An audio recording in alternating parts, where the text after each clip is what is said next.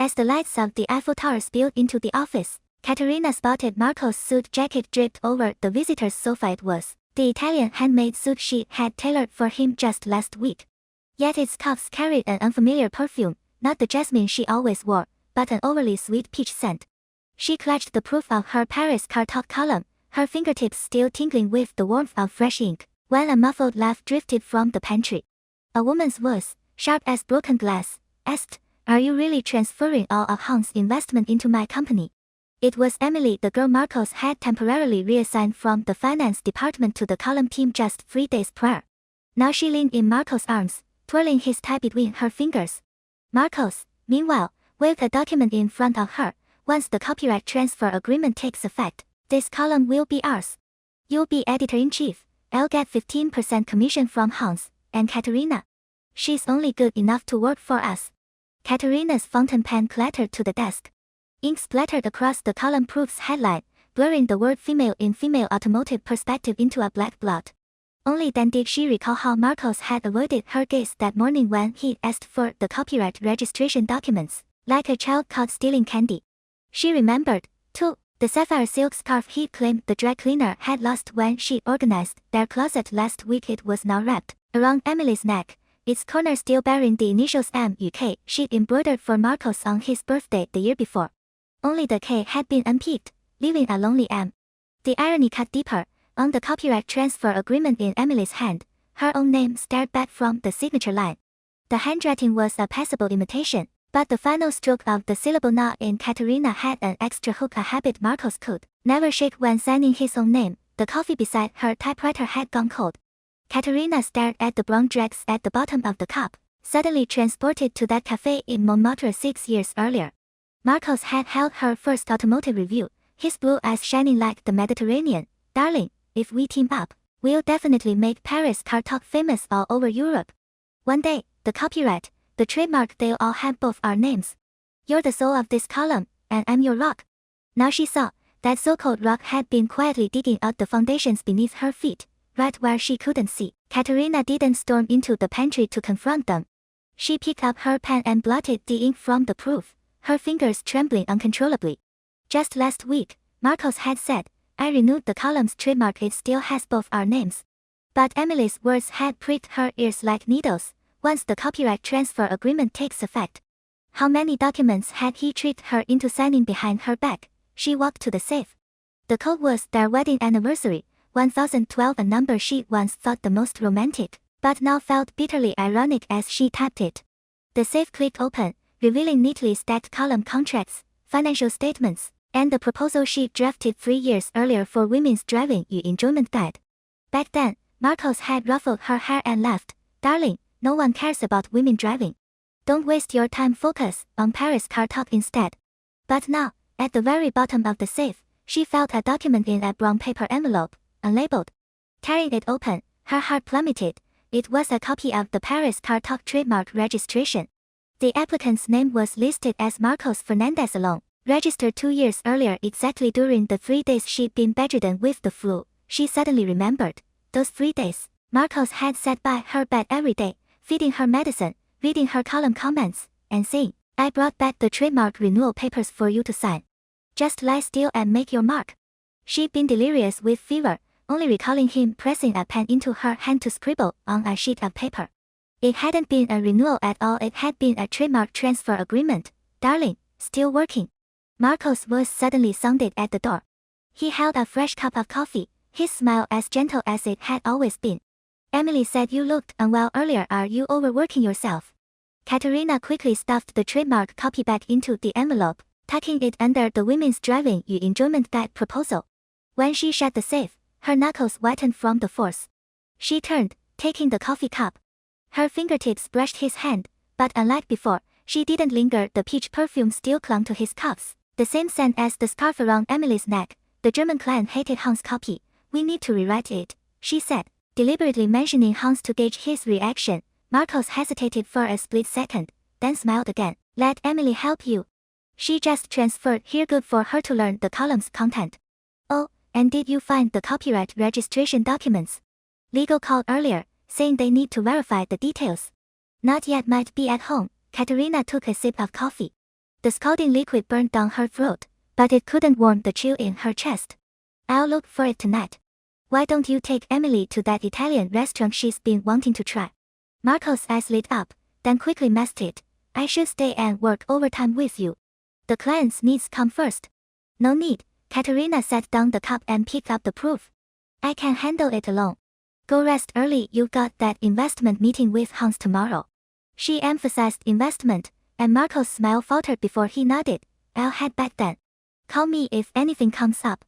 After he left, Katerina locked her office door and opened the safe again. This time, she searched more carefully, finding a rental contract tucked between the financial statements, a lease for interview equipment, set to expire next Wednesday. But just last week, Marcos had told her, we don't need to renew the equipment until next year, use it without worry. There was also a financial disbursement voucher from last month, made out to Paris Emerging Printing House for 50,000 euros, labeled column printing fees. But she clearly remembered, last month's column printing had been with their longtime partner, they'd never switched printers. She pulled out her phone and called Jacques, an old classmate who worked at the Chamber of Commerce. Jacques, help me look up a company, Paris Emerging Printing House. As soon as possible. During the 10 minutes she waited for his reply, she pulled out their first Paris Car Talk anthology. Marco's handwriting was still clear on the title page, to my Northern Star Katerina. She cried when she first saw it, keeping the book by her bed to read every night before sleep. Now, those words only made her sick. His so-called Northern Star had been nothing but bait to trick her into giving up her byline rights. Katerina. Jacques' voice sounded confused over the phone. That printing house you mentioned. It was registered just yesterday. The legal representative is a woman named Emily Dupont. Registered capital's only 1,000 euros, and there's no actual business address, it's a shell company. A shell company.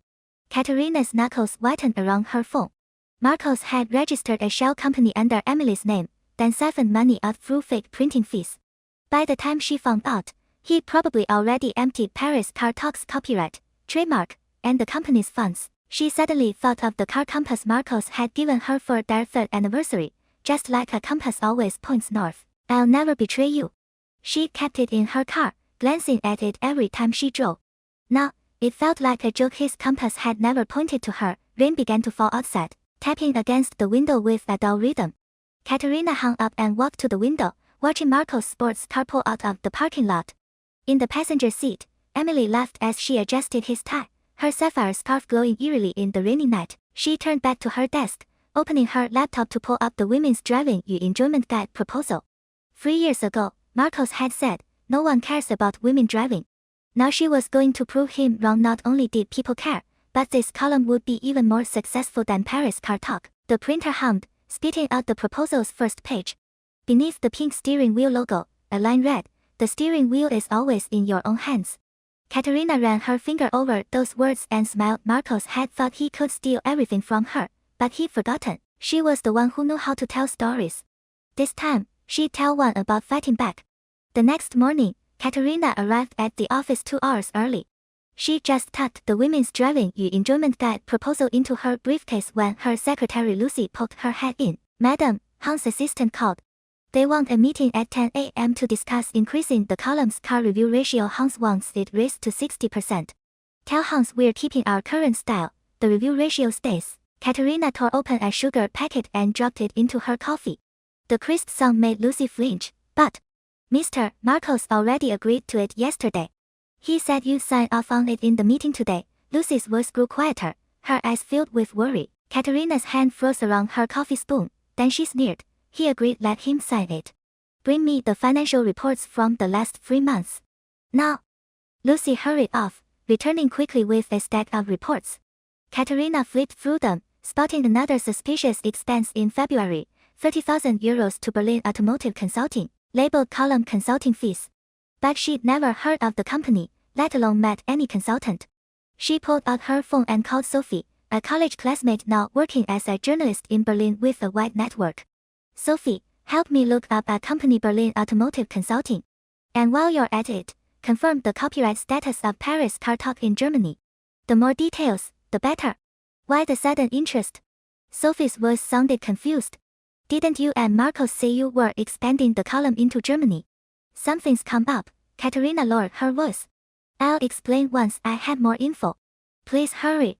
After hanging up, she kept flipping through the reports, stopping at a medical expense voucher from Warsaw last month, for €200. Her mother had just had heart surgery in Warsaw the previous month. She paid the hospital directly. Why would Marcos have this receipt? A chill ran through her.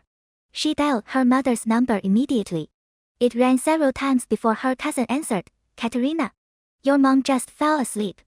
A Spanish man came to the hospital yesterday, saying he was your friend and asking for her room number. I didn't tell him, send him away. A Spanish man. Katerina's heart dropped. Marcos' father was Spanish, and he always referred to himself as French Spanish. That man must have been sent by Marcos. Why had he asked for her mother's room number? To threaten her. Cousin, keep a close eye on mom. Don't let any strangers near her. I'll book a flight to Warsaw tomorrow. Katerina's voice trembled. She suddenly realized Marcos was becoming desperate. He wasn't just stealing her career and money. He was threatening her family. Madam, Mr. Marcos is here, Lucy called from the door, panic in her voice. Katerina hung up quickly, locking the financial reports in her drawer. Marcos pushed the door open, his suit jacket slung over his arm. The peach perfume still clung to his collar, but this time, the thread on the second button of his shirt was a different color, freed from being repeatedly undone and resewn, as if someone had intentionally taken the button off and stitched it back. Did you find the copyright documents last night? Legal's been asking again. Marcos walked to her desk, his eyes sweeping over her coffee cup, finding nothing amiss. Not yet. Might be in the old filing cabinet. I'll look today. Katerina avoided his gaze. You go to the meeting with Hans this morning. I need to finish rewriting the German client's copy. I don't have time. What's gotten into you? Marcos' tone sharpened. Hans is a key client. How can you skip it? And we already agreed on the review ratio. I never agreed. Katerina looked up, meeting his eyes directly. Paris Car Talk is my column. I decide its style. I don't need you making decisions for me. Marcos froze, clearly unprepared for her resistance. He stared at her for a few seconds, then smiled. Darling, are you overworked? I know you've been staying late. Why don't you go home and rest? I'll handle things here. No need. Katerina picked up the proof on her desk. I can handle my own work. By the way, last month, you paid €30,000 to Berlin Automotive Consulting. What consultant did we hire? I don't recall being told. Marcos' smile faded, his eyes darting away. Oh, that's for a local consultant to help with the German market. Haven't had a chance to tell you yet. Is that so? Katerina set down the proof. What's the consultant's name? Contact info. I'd like to discuss the German market with them. Marcos' face darkened. He walked to the door, lowering his voice. Katerina, don't be unreasonable. I'll handle the business side. You just focus on the column content. Stay out of it. I'm the column's founder and the company's co-owner. I have a right to know the company's finances. Katerina raised her voice. Marcos, what are you hiding? Marcos didn't answer. He slammed the door and left. Katerina stared at the closed door, suddenly feeling drained. She walked to the safe and opened it again, this time finding a voice recorder in the compartment one she bought last year to record interviews, then lost. Marcos had hidden it here. She pressed play. Marcos' voice filled the air, talking to Hans. Hans, I've got the copyright transfer agreement sorted. Katerina won't find out. Once the investment comes through, I'll transfer your 15% commission to your daughter's account. Don't worry. You're sure Katerina won't cause trouble? Hans' voice sounded skeptical. Relax, she's still in the dark. By the time she finds out, it'll be too late. Marcos' voice dripped with arrogance. And I've got Emily taken care of. The shell company's account is ready. We'll transfer the money there. No one will ever know. Emily was Hans' daughter. Katerina's grip on the recorder tightened, nearly dropping it. She always thought Emily was just an ordinary employee, not Hans' daughter. Marcos wasn't just having an affair with her, he colluded with Hans to steal her column and company. No wonder Hans kept pushing to increase the review ratio. No wonder Marcos dared to siphon funds so openly. They'd planned it all along. The recorder continued playing. Emily's voice came next. Marcos, my dad said once the investment arrives, you have to make me editor-in-chief of Paris Car Talk. Otherwise, he'll pull the funding. Don't worry, once we have the copyright, you'll be editor-in-chief. Marcos' voice turned ingratiating. We'll run the column together. All the money will be ours. Katerina turned off the recorder and took a deep breath. Now she understood Marcos had been manipulating her from the start. tricking her into giving up her byline, stealing the trademark, colluding with Hans and Emily to empty the company. Every step had been carefully calculated, but he'd forgotten she wasn't a lamb waiting to be slaughtered. She picked up her phone and called her lawyer. Lawyer Pierre, I need your help with something copyright infringement, asset misappropriation, and I want a divorce. During her lunch break, Katerina met lawyer Pierre at a cafe. She handed him the trademark copy, financial reports, and voice recorder. After reviewing them, Pierre's expression turned grave. Madam, the situation is worse than you think. Marcos hasn't just stolen the trademark and funds, he may have forged your signature on other documents too. We need to gather evidence quickly, especially proof of the forged signature and the shell company's transfer records. Only then can you secure your rightful interests in the divorce proceedings. What should I do? Katerina's fingers felt cold around her coffee cup. First, we need a handwriting expert to prove the signature on the copyright transfer agreement is fake. Second, ask Chuck to trace the shell company's transactions, find out where the money ultimately went. Also, prioritize your safety and your family's. Marcos has already asked about your mother. He may try to use her to threaten you. Pierre pulled out a pen and jotted down notes.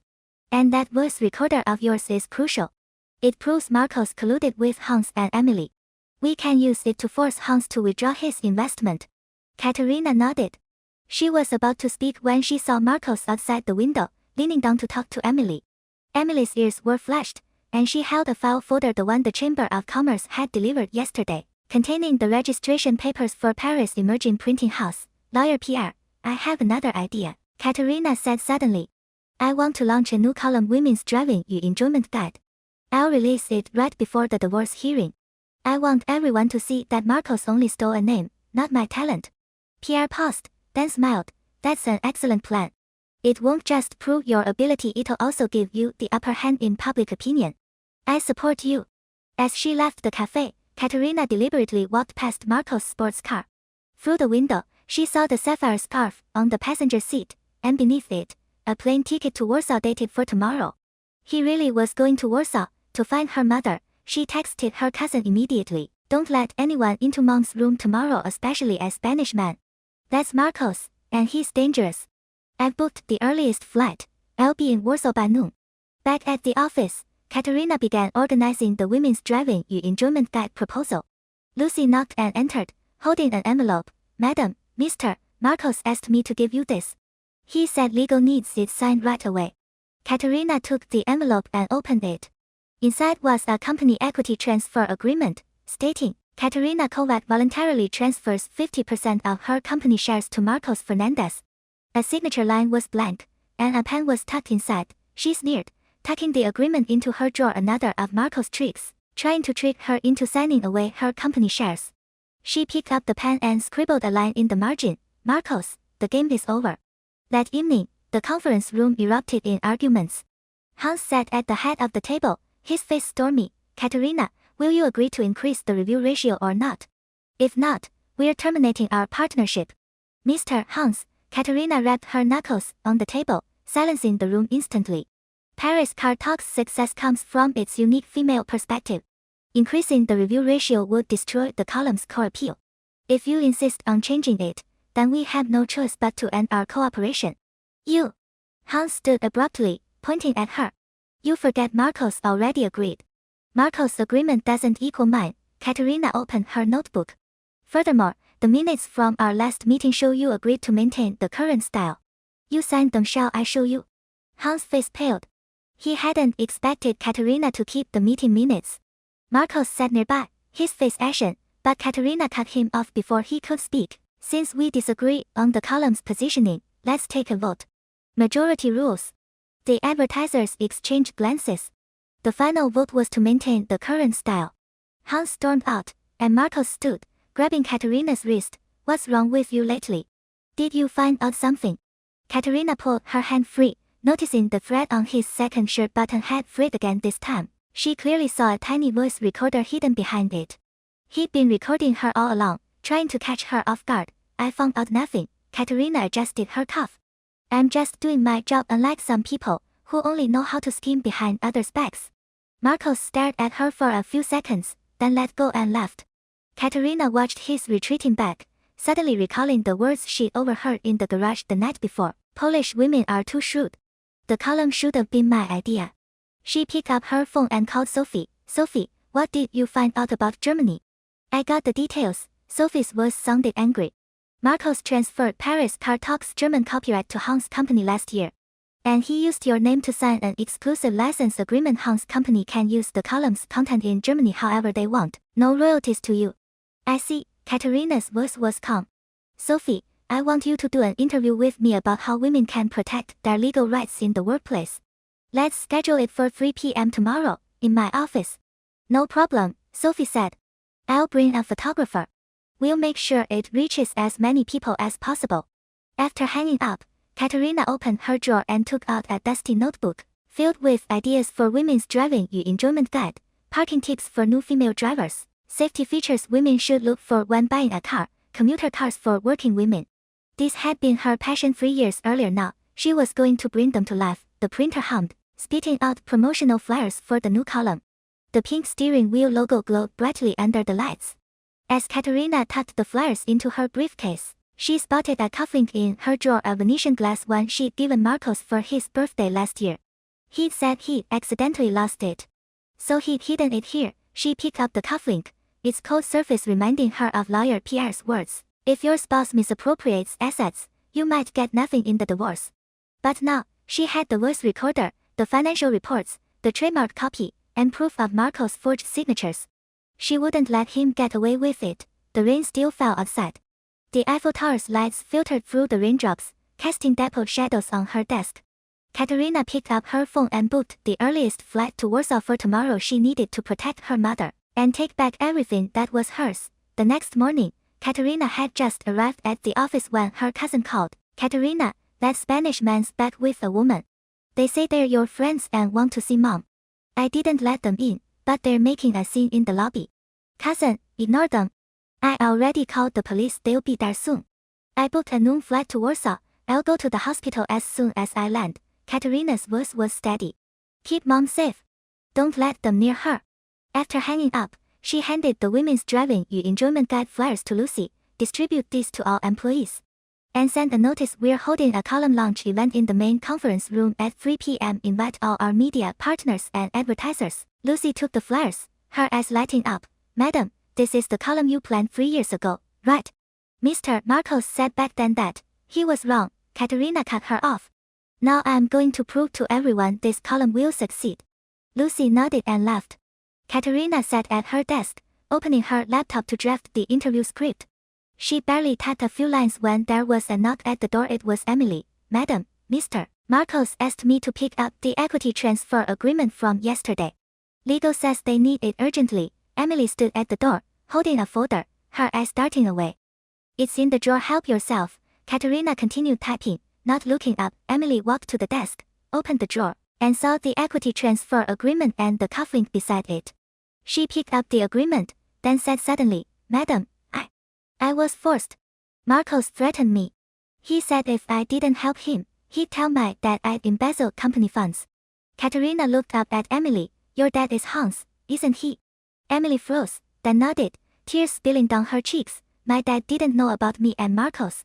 He just wanted to help me get a job. Marcos said if I helped him transfer the money, he'd marry me and make me editor-in-chief. But I didn't know he was using me. He even registered a shell company and made me the legal rep. If anything goes wrong, I'll be the one taking the blame. It's not too late to set things right. Katerina handed her a tissue. Will you come to the 3 p.m. launch event? Tell everyone what you know. I can help you hire a lawyer to prove you were coerced. Emily looked at Katerina, hesitating for a moment before nodding. I will. I don't want to be his pawn anymore. At noon, Katerina received a call from the Warsaw police. Marcos and the woman had been detained, and her mother was unharmed. She breathed a sigh of relief and cancelled her flight to Warsaw. She needed to stay in Paris for the launch event and prepare for the divorce trial. At 3 p.m. sharp, the launch event began. The main conference room was packed with media and advertisers. Marcos was there too, sitting in the back row with an ashen face. Hans beside him. Katerina stepped onto the stage, holding a Women's Driving Enjoyment Guide flyer. Today, I'm announcing a new column, Women's Driving Enjoyment Guide. This column was my passion project 3 years ago. Back then, Someone told me no one cares about women driving. But I believe women have their own driving needs, and their own voices deserve to be heard. She paused, her gaze settling on Marcos in the audience. Recently, someone tried to steal my column, my company, even threaten my family. But I want to say this, they only stole a name. They couldn't steal my talent or my original vision. Today, I'm also announcing I've filed for divorce, and I'm suing Marcos Fernandez for copyright infringement, forged signatures, and asset misappropriation. Guests filled the room. Marcos stood abruptly. You're lying. You have no proof. I have proof. Katerina held up the voice recorder. This contains recordings of Marcos talking to Hans and Emily, clear evidence of their collusion, their asset transfers, and their forged signatures. She pressed play. Marcos and Hans' voices echoed through the conference room. Hans' face turned white instantly. Marcos tried to grab the recorder, but security held him back. Just then, Emily walked onto the stage, holding the shell company's registration papers and transfer records. Hello, everyone. I'm Emily Dupont, the legal representative of Paris Emerging Printing House. But I want to tell you Marcos registered this company. I was coerced. These transfer records prove Marcos used this company to siphon funds into his own account. The media swarmed forward, cameras flashing. Marcos collapsed into his chair, his face ashen. Hans stood, trying to leave, but reporters surrounded him. After the event, lawyer Pierre came to her office, holding court summonses. Madam, the divorce trial is scheduled for next Monday. The handwriting expert's report on the forged signature is back. It confirms the signature is fake. And Jacques traced the shell company's transfers. The money ended up in Marcos' account in Spain. That's a huge relief, Katerina said. Thank you, lawyer Pierre. Don't mention it, Pierre smiled. It's my job. By the way, Hans contacted me just now. He's willing to withdraw his investment and compensate you for your losses if you drop the charges against him. I'll drop the charges, but he has to return Paris Car Talk's German copyright to me and issue a public apology, Katerina said. Pierre nodded. I'll negotiate with him. That evening, Katerina sat in her office, looking out at the Eiffel Tower. Lucy knocked and entered, holding a subscription report. Madam, subscriptions for women's driving Yu enjoyment guide have already passed R000 more than Paris Car Talk ever had at its peak. Katerina took the report and smiled. She'd done it. She'd not only protected her rights, but launched a new column that proved her ability. Her phone rang. It was her mother. Darling, I saw the news. You did so well. That man didn't hurt me. Don't worry. Mom, I'm sorry I worried you. Katerina's voice cracked. Silly girl. Her mother's voice was gentle. Do you still have the amber necklace your father gave me? It's our good luck charm. Keep it on. Protect yourself. Katerina touched the amber necklace around her neck. Her mother had given it to her before she got married, and she'd worn it ever since. I'm wearing it, Mom. I'll keep myself safe. After hanging up, Katerina walked to the window, watching the Eiffel Tower's lights. She knew there would be more challenges ahead, but she wasn't afraid anymore. She'd learned to keep the steering wheel in her own hands. No matter what storms came, she'd drive forward with resolve. The divorce trial began the following Monday. In court, lawyer Pierre presented all the evidence: the handwriting expert's report, the voice recorder, the financial statements, the shell company's transfer records, and Emily's testimony. Marcos had no defense. In the end, the court granted the divorce, found Marcos guilty of copyright infringement, forged signatures, and asset misappropriation, and ordered him to compensate Katerina for all her losses. Paris Car Talk's copyright, trademark, and all company shares were awarded to Katerina. As she left the courthouse, Marcos stopped her. Why did you do this to me? We used to love each other so much. Katerina looked at him, her eyes calm, no hatred left. You were the one who betrayed our love, who broke our promises. You thought you could steal everything from me, but you forgot I'm the one who tells the stories. This time, I told one about fighting back. And you were just the villain. Marcos tried to speak, but the police led him away. He faced not only financial compensation but criminal charges for forgery and asset misappropriation. A few days later, the first issue of Women's Driving Yu Enjoyment Guide was officially released, selling over 5,000 copies and earning praise from female readers across the country. Hans issued a public apology, returned Paris Car Talk's German copyright to Katerina, and signed a new partnership agreement to support Women's Driving Yu Enjoyment Guide's launch in Germany. Emily found a new job as an assistant at a PR firm. She occasionally visited Katerina's office, and they chat over coffee about women's experiences in the workplace. One weekend afternoon, Katerina sat in Montmartre Cafe, holding the proof of the second issue of Women's Driving Yu Enjoyment Guide. Sunlight streamed through the window, warming her. She thought back to 6 years earlier, when she met Marcos here, how he held her automotive review, his eyes bright with hope. Now, she rarely thought of Marcos. She had a new life, a new career, and new hope. She picked up her pen and wrote a line on the proof's title page. To all women holding the steering wheel, your voice deserves to be heard. Outside, the Eiffel Tower's lights flickered to life, glinting in her coffee cup like a shining star. Katerina took a sip of coffee, a smile lifting her lips. She knew her story was only just beginning.